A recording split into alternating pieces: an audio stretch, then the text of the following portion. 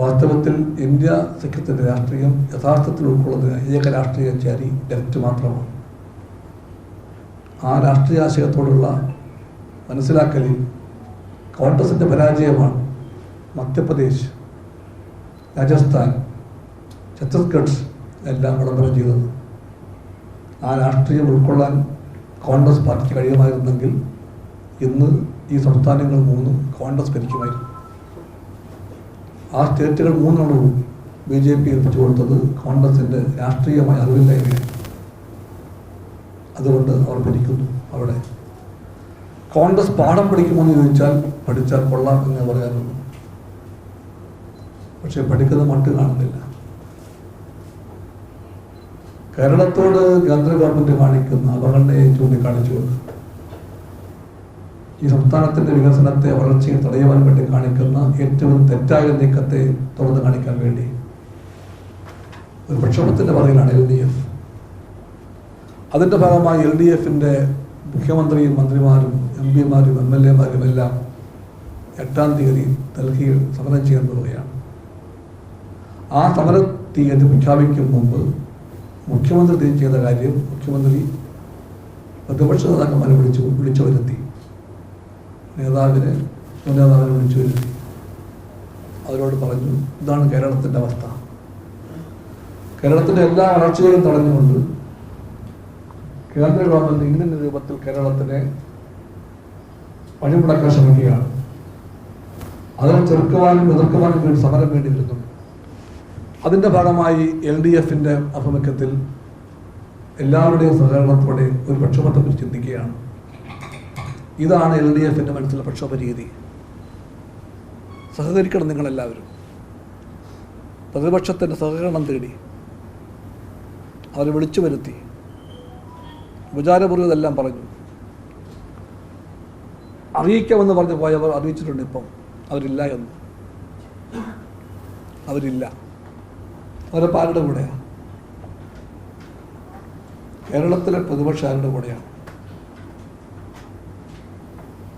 കേരളത്തിൻ്റെ കൂടെയാണോ അതോ കേരളത്തിൻ്റെ വഴിയെല്ലാം കൊട്ടിയടക്കാൻ ശ്രമിക്കുന്ന BJPയുടെ ഭരണത്തിൻ്റെ കൂടെയാണ്?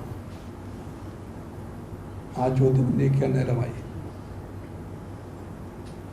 സാരാംശത്തിൽ ഇതാണ് വിഷയം. ഇന്ത്യ സഖ്യത്തിൻ്റെ രാഷ്ട്രീയത്തിൽ ഇത് പെടുന്നുണ്ട്. ഫെഡറൽ തത്വങ്ങൾ, അർത്ഥപൂർണമായിട്ടുള്ള കേന്ദ്ര സംസ്ഥാന ബന്ധങ്ങൾ അതിൽ പെടുന്നുണ്ട്. ഇതൊന്നും അറിയില്ല കോൺഗ്രസിന്. അതുകൊണ്ട് അവരാ വഴിക്കുമില്ല. ഇതിനേക്കാളും വലിയ കാര്യം എന്താ? എല്ലാവരെയും മോദി ക്ഷണിച്ചു അയോധ്യയിലേക്ക്. എല്ലാവരെയും ക്ഷണിച്ചു ഈ വൃത്തികെട്ട രാഷ്ട്രീയത്തിന് വെള്ളപൂശാൻ വേണ്ടി. വിശ്വാസങ്ങളെ മലീമസമാക്കിയിട്ട് രാഷ്ട്രീയവും വിശ്വാസവും തന്നെ കൂട്ടിയുണഞ്ഞ് എന്തോ ഒന്നാക്കി മാറുന്ന ആ സീനിലേക്ക് എല്ലാവരെയും ക്ഷണിച്ചു മോദിയുടെ ശക്തികൾ, നോട്ട് പേഴ്സണലി മോദി. ആ ക്ഷണം വന്നപ്പോൾ കമ്മ്യൂണിസ്റ്റ് പാർട്ടികൾക്ക് ഒറ്റ നിമിഷം പോലും ചിന്തിക്കേണ്ടി വന്നില്ല ഇല്ല എന്ന് പറയാൻ. ഞങ്ങൾ പറഞ്ഞു ഞങ്ങളില്ല. കോൺഗ്രസോ എത്ര ആഴ്ച കോൺഗ്രസ് ചാഞ്ചാടി. കോൺഗ്രസിനോട് സ്നേഹമുള്ളവർ ചിന്തിക്കട്ടെ. മഹാത്മാഗാന്ധിയുടെ പാർട്ടിക്ക് ഗോഡ്സെയുടെ പാർട്ടി ക്ഷണിച്ചാൽ ആ ക്ഷണം തള്ളിക്കളയാൻ ഇത്രയും വലിയ ചാഞ്ചാട്ടം എന്തിനാണ്? എവിടെ വെച്ചാണ് മഹാത്മാഗാന്ധിയുടെ പാർട്ടി ഇത്രയും വലിയൊരു ബന്ധത്തിലേക്ക് ചാഞ്ഞു വീഴുന്നത് ഗോഡ്സെയുടെ പാർട്ടിയുമായി? ഒടുവിൽ അവർ പറഞ്ഞു ഞങ്ങളില്ല എന്ന്. ഉറപ്പായും ഞങ്ങൾ പറയുന്നു, ഇടതുപക്ഷം കൈക്കൊണ്ട, CPIയും CPMും കൈക്കൊണ്ട നിലപാട് കൊണ്ടുകൂടിയാണ് കോൺഗ്രസ് പാർട്ടി ആ ഒരു ചാഞ്ചാട്ടം വിട്ട് ഉറപ്പിച്ച് പറഞ്ഞത് ഞങ്ങൾ വരുന്നില്ല. എന്നാലും ചിലതൊക്കെ പോകും, എന്നാലും കുറേ പേര് പോകും. ആരൊക്കെ പോകും എന്ന കാര്യം കണ്ടറിയണം. ഏതായാലും ഒരു മന്ത്രി, ഒരു സ്റ്റേറ്റിലെ കോൺഗ്രസ് മന്ത്രി പോകുമെന്ന് പരസ്യമായി പറഞ്ഞു കഴിഞ്ഞു. ഒരു മുഖ്യമന്ത്രി നേരത്തെ പറഞ്ഞൊന്ന് വിളിച്ചാലും വിളിച്ചില്ലെങ്കിലും ഞാൻ പോകുമെന്ന് പറഞ്ഞത് ഇപ്പോൾ എനിക്കറിയില്ല, പോകുമെന്ന് അറിയാൻ പാടില്ല. ഉത്തരാഖണ്ഡിലെ മുഖ്യമന്ത്രി ഇതെല്ലാം കോൺഗ്രസിൻ്റെ അവസ്ഥയാണ്. അപ്പോൾ പ്രതിപക്ഷത്തിൻ്റെ ഭാഗത്ത് നിന്ന് ഞങ്ങൾ എക്സ്പെക്ട് ചെയ്തത് 8-ാം തീയതി അവരെല്ലാം വരുമെന്നായിരുന്നു. കോൺഗ്രസിൻ്റെ മുഖ്യമന്ത്രിമാർക്കെല്ലാം ക്ഷണക്കത്ത് പോയിട്ടുണ്ടായിരുന്നു. അവരൊക്കെ വരുമെന്ന് ആർക്കും ഉറപ്പില്ല. ഉത്തരാഖണ്ഡിലെ മുഖ്യമന്ത്രി, ഹിമാചലിലെ മുഖ്യമന്ത്രി, അപൂർവം പേരെ ഇപ്പോൾ കോൺഗ്രസ് മുഖ്യമന്ത്രിമാരായി, കർണാടക മുഖ്യമന്ത്രി, തെലങ്കാന മുഖ്യമന്ത്രി, ഇതൊക്കെയുള്ളൂ ഇപ്പോൾ കോൺഗ്രസിന്. അവർക്കെല്ലാം കത്തുപോയിരുന്നു. ഈ നിലപാട് എന്ന്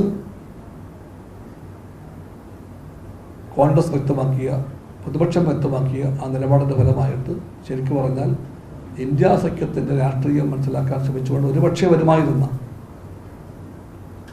കോൺഗ്രസ് മുഖ്യമന്ത്രിമാരെയും കോൺഗ്രസ് പാർട്ടി ഇപ്പോൾ പുറകോട്ട് പിടിച്ച് വലിക്കുകയായിരിക്കും. അത്രയും വലിയൊരു അവസ്ഥയിലാണ് കോൺഗ്രസ് പാർട്ടി. അതുകൊണ്ട് ഞങ്ങൾ പറയുന്നത് ഈ തിരഞ്ഞെടുപ്പിൽ കേരളത്തിലെ 20 സീറ്റുകളിലും ഇടതുപക്ഷം ജയിക്കണം.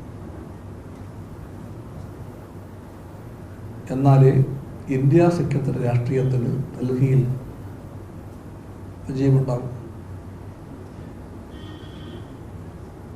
അതിന് ഗ്യാരണ്ടി ഉള്ളൂ, വേറൊന്നിനും ഗ്യാരണ്ടിയില്ല.